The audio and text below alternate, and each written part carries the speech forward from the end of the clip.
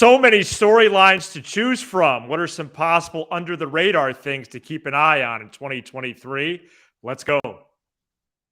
Locked On Cubs, your daily Chicago Cubs podcast, part of the Locked On Podcast Network, your team every day.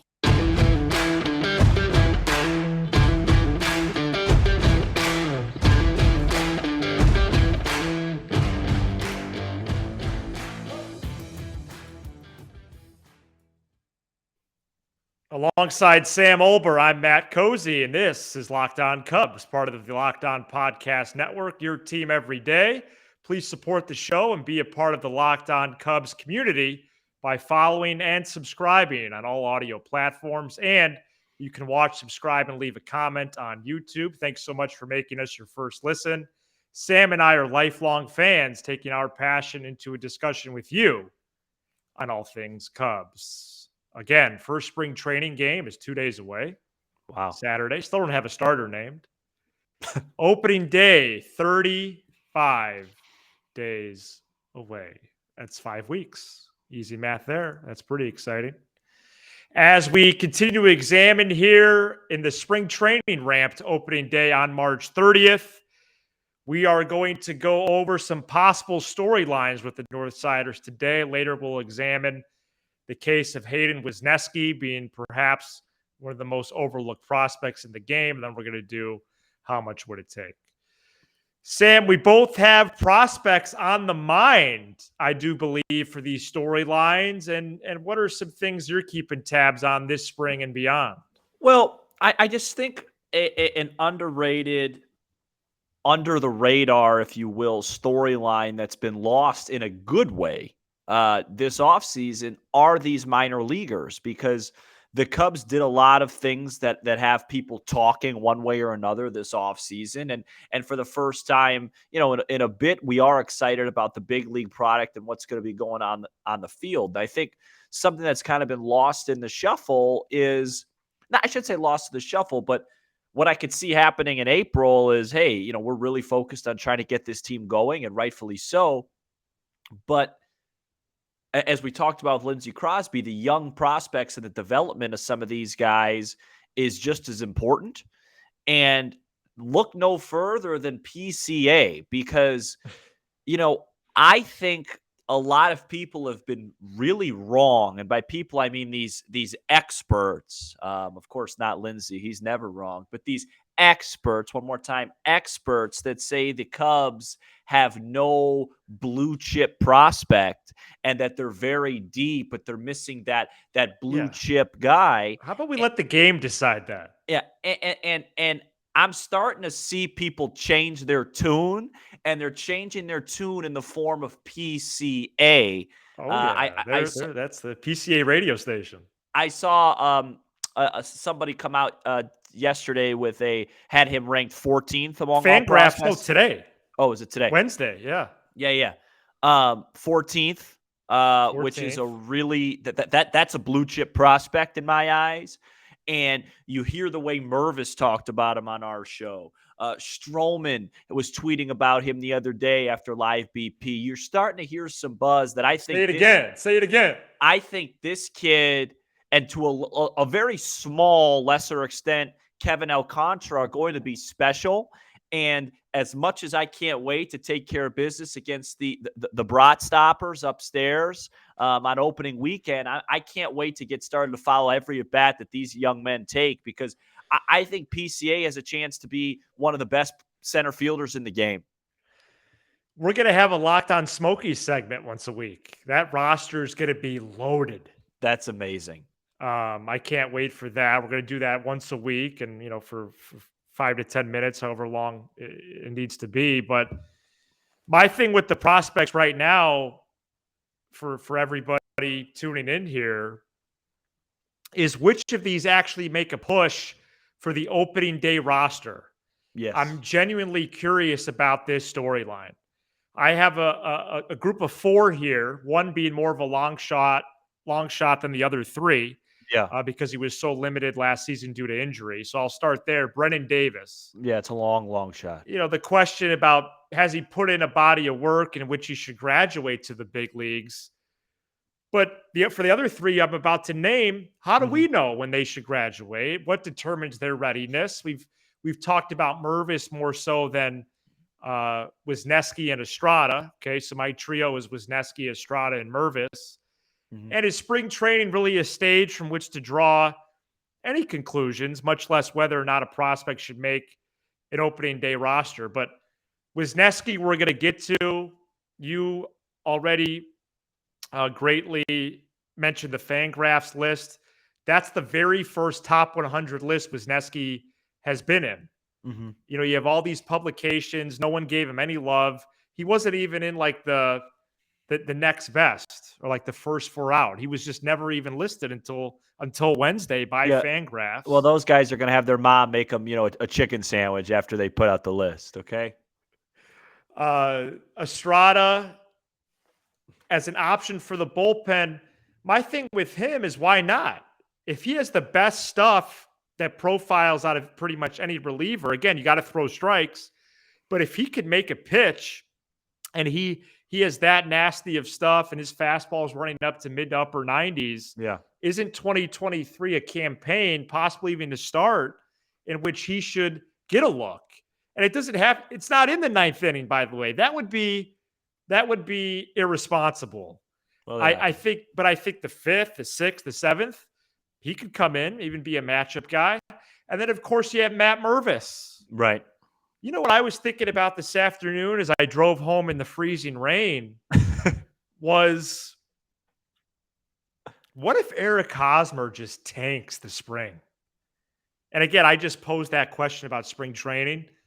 You know, how much does it determine? But what if he just tanks? Yeah.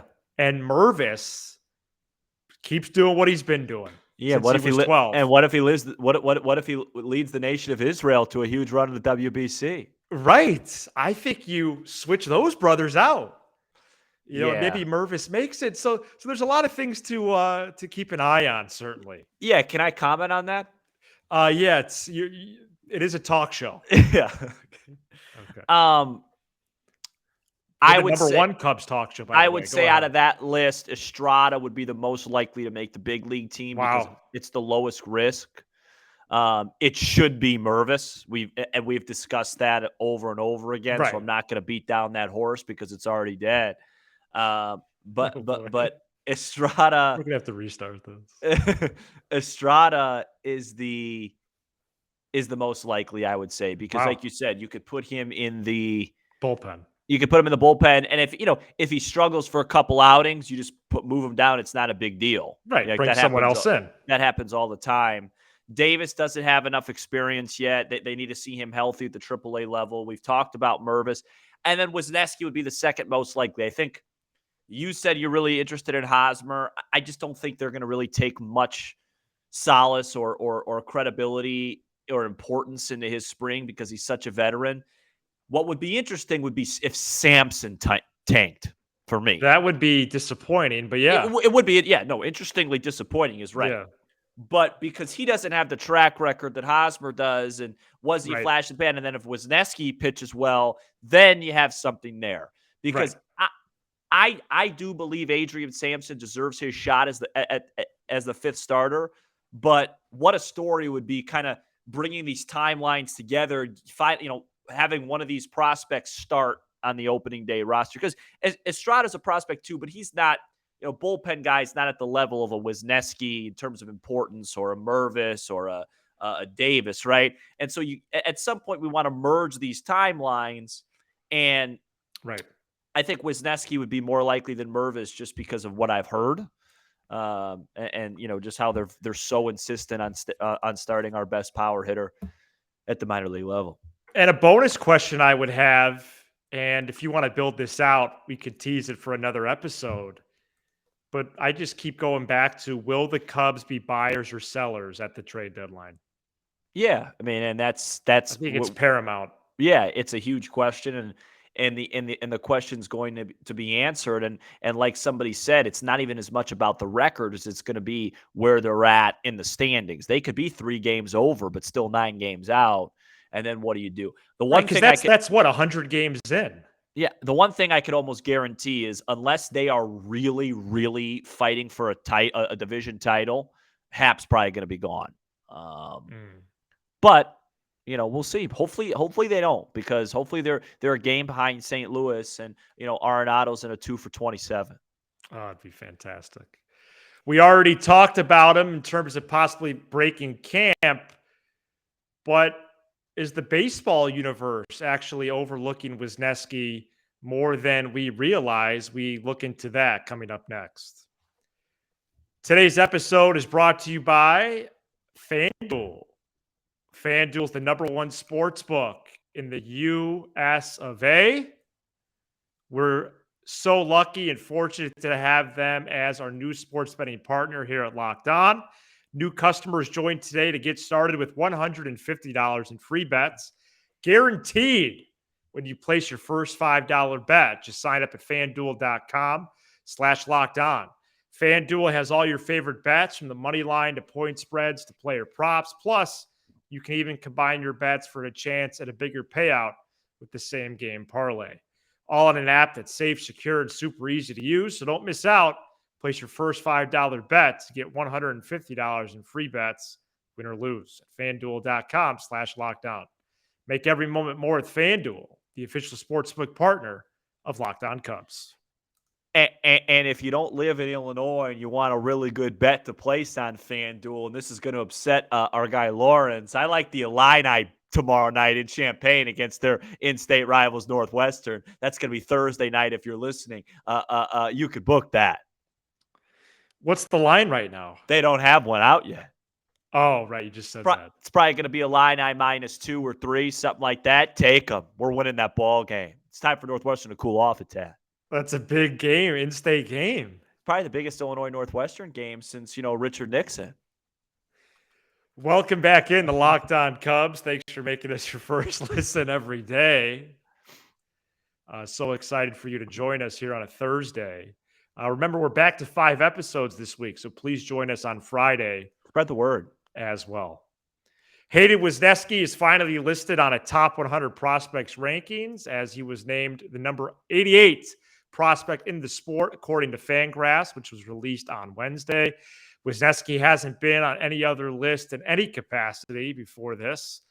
He's a high-caliber prospect in my mind. A starting pitcher who, by the way, was in a return for a relief pitcher. Scotty.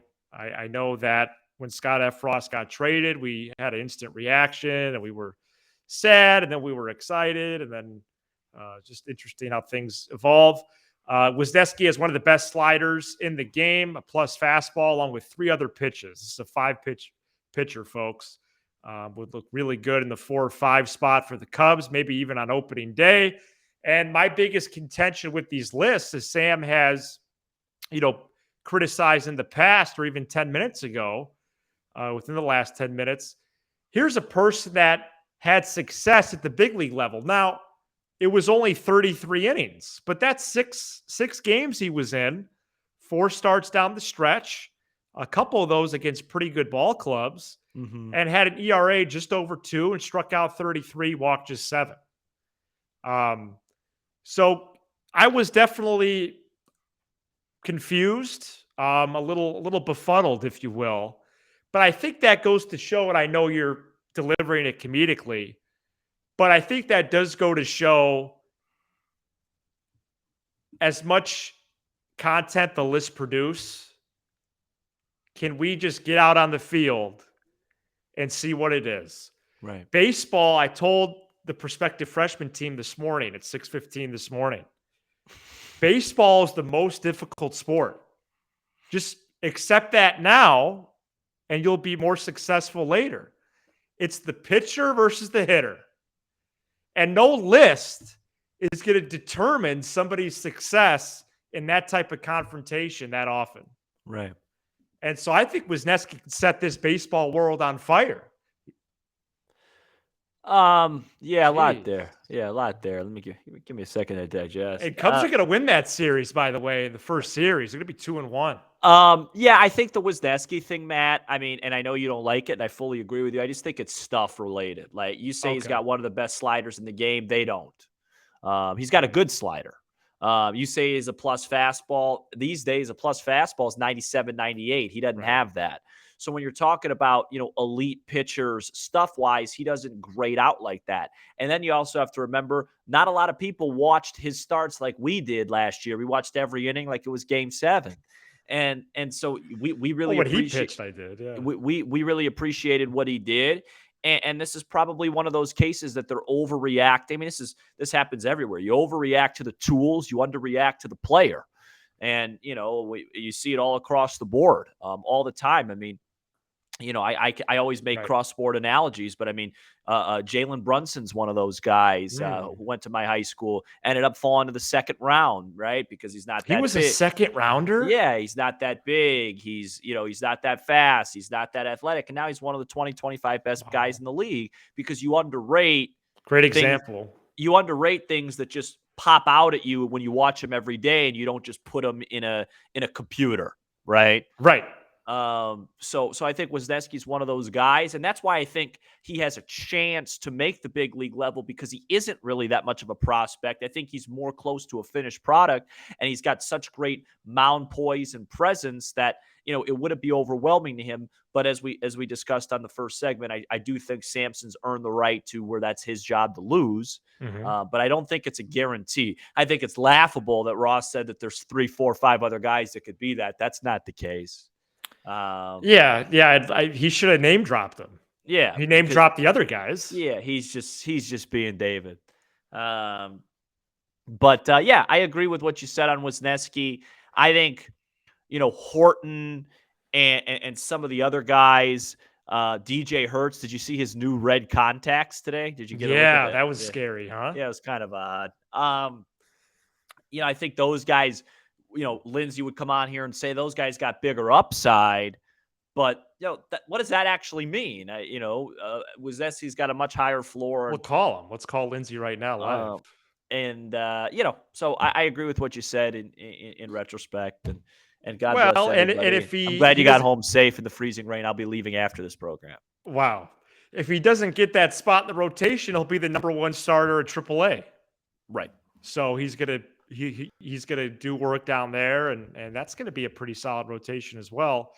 And just so we're staying on the same page here, there's now 8 Cubs prospects who've appeared on at least one top 100 list. Yeah, it should be more. Wisneski, Wicks, Casey, Mervis, Hernandez, Davis, Alcantara, and PCA.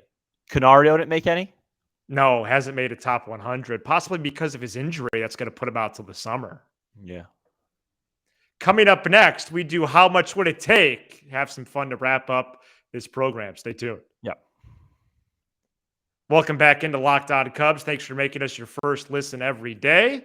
Shout out to everybody on the audio side. Love the audio support. We are in your ears. Apple, Spotify, Amazon Music, and more. And it's been a fun week so far on the program. If you haven't heard or watched our episode on Shohei Ohtani, please revisit that show as well. Who? Sam, how much would it take for you to catch a live bullpen from Jameson Taillon? Oh, that's kind of a weird question. Not much. It's a good question. You have to put the gear on. Taillon's got a sweeping slider. To catch. I thought you meant to catch as in watch it. No, you're getting behind the plate. Oh, yeah, not much. I would say I think I do it for free. Wow. I'm not, You're not scared. No. He's 60 feet, 6 inches away. I mean, I'm catching a full bullpen? Yeah. A full set of 12 to 15. You're right. It would be a couple hundred. I would hurt myself. And there might be a live hitter in there. Just like there has been this week at Sloan. If there's a live hitter in there, then it's $500 because I used to dabble with catching when I was very little, and I would always have a hard time catching it after a swing. So that's going to be a no. So yeah, if there's a hitter, got to catch. Yeah, probably 500-600. I just think big leaguers are easy to catch because they know where the ball's going. So it's a little easier. Obviously, it's hard and there's tons of break, but if they make their pitch, it still would be a cool bucket list thing. So I'll say 500. Final answer. Okay, cool. Matthew, how much would it take? This year they are having every team's playing each other, right? Yeah. How much would it take for you to take a bus down to Kansas City and watch a 3-game series just by yourself? No friends, no family, nothing. By myself. Wow. By yourself to watch a nice 3-day stay in Kansas City. Ugh. And you're going to watch the Kansas City Royals host the Miami Marlins for 3. Well, I've been to that park. It's outstanding. Kauffman Stadium. Mm-hmm. Kansas City is a great city. It's a good city. Great city is a bit of a stretch. It's a better city than St. Louis. I would need you to pay for everything. Right. So I'm going to say, let's see, 3 days, housing, food, the game. I'm going to need about, I believe, $2,000. What would you say would be the ballpark you just don't want to go to? Like or a team, like, is it Oakland? For me, it's not Tampa, because Tampa's such a fun ball club to watch. I would say Miami. Miami's a great one. Tampa, Really? I could get over the fact that they play in a basement. Yeah, Oakland's up there. Oakland's up there. I mean, the thing with Miami is people say, "Oh, well, at least you're in Miami." Now, me personally, I don't even enjoy the city, Miami. I went there once, and it really didn't do much for me. They're up there as well. Detroit. Oh yeah, Detroit. What a tough town. Yeah. Nobody wants to go there. There's a few baseball. Like, there's a few times when I flip on MLB and I just watch a game in one of these towns. I just, ugh. Is that it? Are we only doing one each again? Maybe Seattle. Nah, I think Seattle. They got a fun team. Okay. Safeco. Is that what's their stadium still called? I doubt it. Okay. I doubt it. So, I really would like to take, though, at least one road trip this year to see the Cubs. Rains a lot in Seattle, man. Yeah, a lot. Get your umbrellas. We should do a road trip, just not Cincinnati. What about Pittsburgh, PA? Wow, that'd be fun. We just PNC is a great park. PNC'd be great. We just have to factor in before we go. There's going to be about 4 to 6 rain delays. Okay, that's true. Bring your poncho, huh? Or we could go see the Smokies. Yeah, well, no, we have to go. We have to do a minor league trip this year, especially if the team's struggling. I love, one of my favorite things to do during the year, and you know this, especially early on, is and we'll get an opportunity when the Cubs are in Cincinnati, is just even updating you on rain delays. Yeah. There will be baseball. Good content. This game may get postponed tonight. Look at the forecast. I forgot about that. 3-4 days beforehand, because that first series in Cincy, we're gonna have a long rain delay. I add the city the Cubs are in on my phone. Oh, it's the best. Yeah.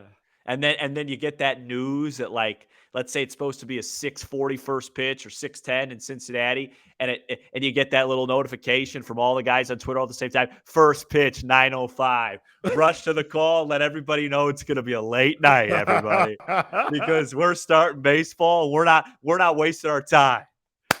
Be sure to hit that subscribe button for Locked On Cubs on YouTube as we make the push to 3,000 subscribers. Smash the like button, all your favorite Locked On Cubs content, Apple, Spotify, Amazon Music, and more.